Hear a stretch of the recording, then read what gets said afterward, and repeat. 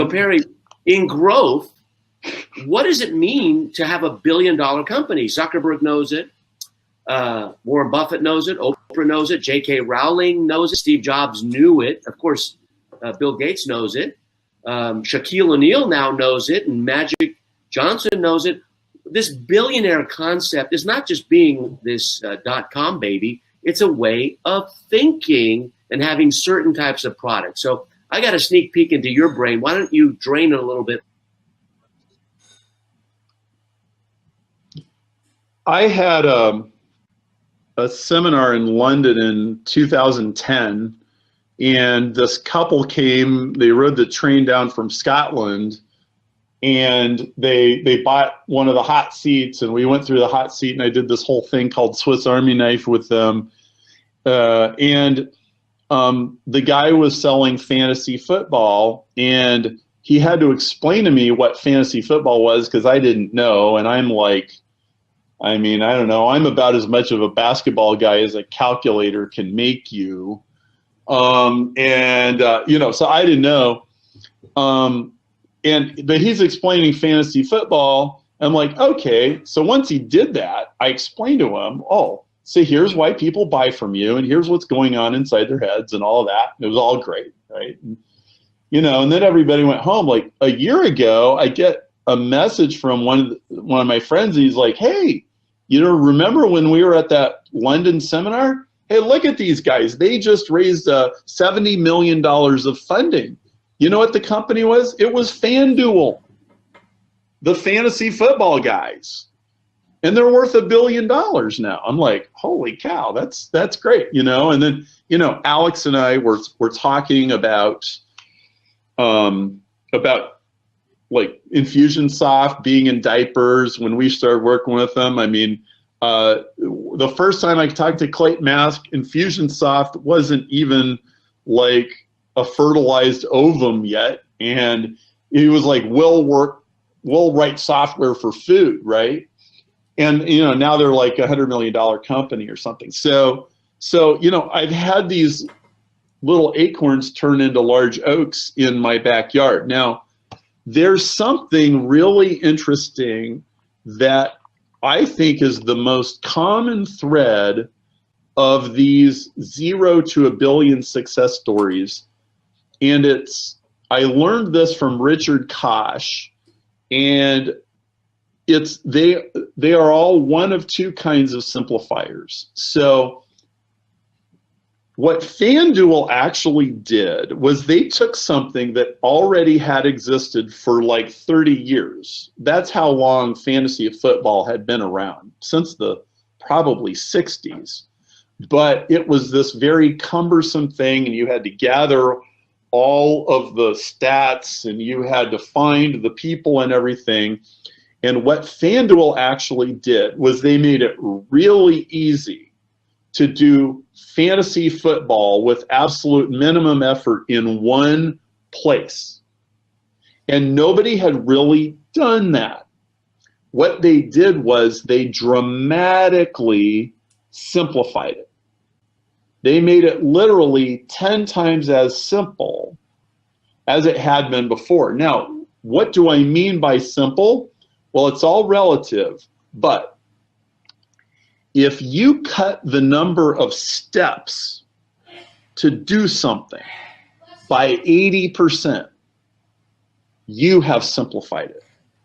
Now, what most people do is they take 100 steps and they shave 5 steps off, and you're down to 95, and they go, I got a USP, yay! And then they shave a few more. Oh, now we're down to 90, yay! And they're like in this incremental, almost like shaving pennies race with everybody else. Oh, get a little simpler, a little easier. No.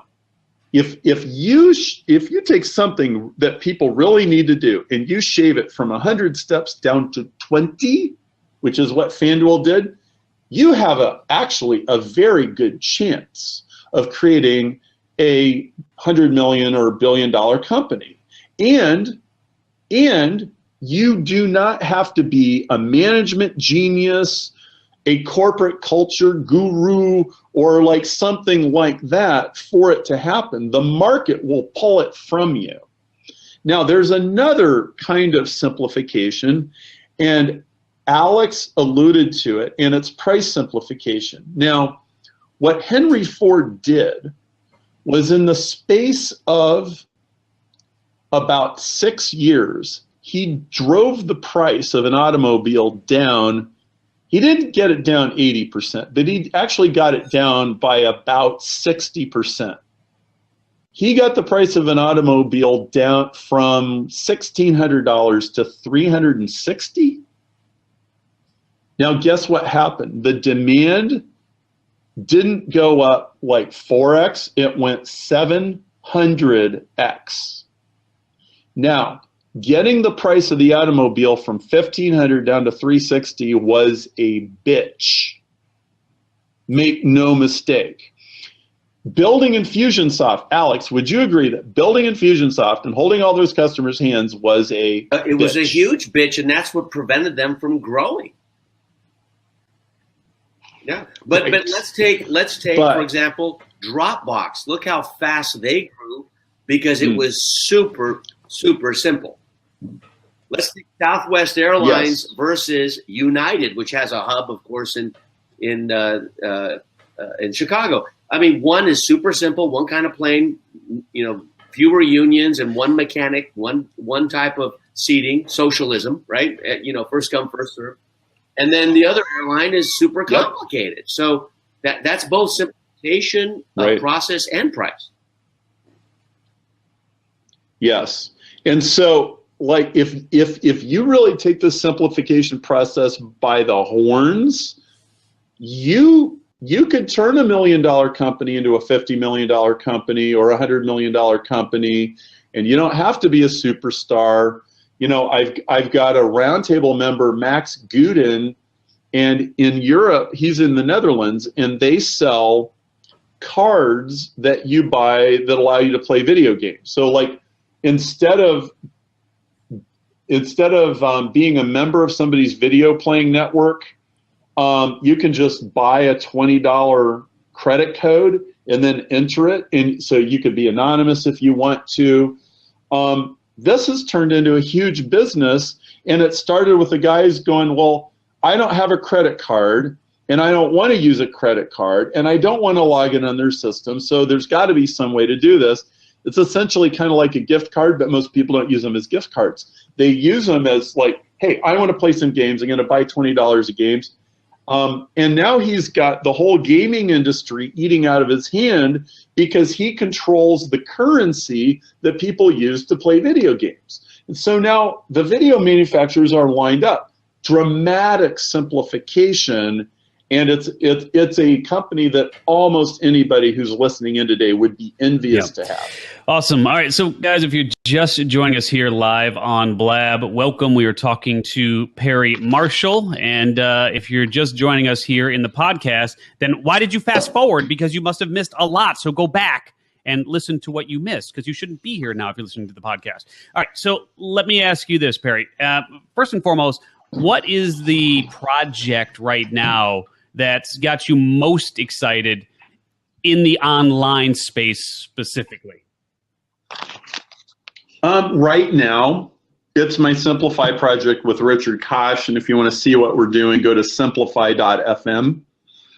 But it's realizing that this model of simplification, whether you go the sophistication route or the reduce the price route, that both are radical evolutions. They're not just these incremental things. And as I've absorbed this thinking process, we continue to do our business and create courses and do different programs and things. And I'm just realizing kind of the low expectations that our traditional assumptions have kind of been saddled with. And, really asking myself the question, like, well, are we really simplifying the customer experience, or are we doing what an awful lot of knowledge worker, knowledge vendors, information product kind of people do, which is pile on like, and you get this, and you get this, and you get this, and the kind of the Ginsu knife thing. And you get this and this and this, it can and it does work, but it doesn't make anything simple. And most businesses that sell that way don't get very big. Now, don't get me wrong, that's not 100% true. There's always exceptions, but I'm just really realizing that, there has never been a time when there was more companies going from 0 to $1 billion faster. And I realize, like, talking about $1 billion is way over most people's heads, and you're like, oh my goodness, like, what does this have to do with me? Well, if you want to go from 0 to $1 million or 0 to $100,000, almost certainly, if you're going to do it without tons of pain and suffering, you're going to do it by making somebody's life a whole lot simpler. That's just the way it is. So whether you can simplify, and the biggest thought you can think right now is $10,000, or if you can go all the way to 10 billion, simplification is the fastest way to get there. I'll edify and support that, because when you ask a billionaire, and I've asked 5 billionaires in my interviews, Richard Branson, now it's Sir Richard Branson, I asked him this question: what's the difference between a billionaire and a millionaire? And he said a billionaire is a millionaire who thinks more simply, right? He's a more simple thinker. He has more simple metrics. The CEO of Remax only looked at one thing: how many new Remax offices were being opened this month. And that could determine, as a critical driver, not as a KPI, key performance indicator, that's looking in the rears. That is looking into the future. How healthy is this company? So, Perry, I'm going to talk about this because 80-20 suggests this. It insinuates this. 20% of the things that you're doing should produce 80% of the volume. 20% of your clothes you're wearing 80% of the time. That means 80% of your clothes you're wearing 20% of the time. 20% of your people are producing 80% of the profits. With affiliate marketing, Steve and I are about to have a launch. 5% of our JV partners will produce 100% of the sales. So this question of where to focus, that really is what the 80-20 principle is all about. Focus on the few to generate more versus focusing on the more that generate. Okay, people have a chronic tendency, and like, I am the greatest of offenders, by the way, okay? Look, preaching to my own choir here, of just like thinking more is more, okay? Like, in the human lizard brain, more equals more. Like, that's what Homer Simpson thinks every day when he gets out of bed. Well, less is more. And I think, so here's what I find myself doing. I find myself asking questions like, all right, I got this thing. I got this product. I got this system. I got this process. I got this customer. New rule.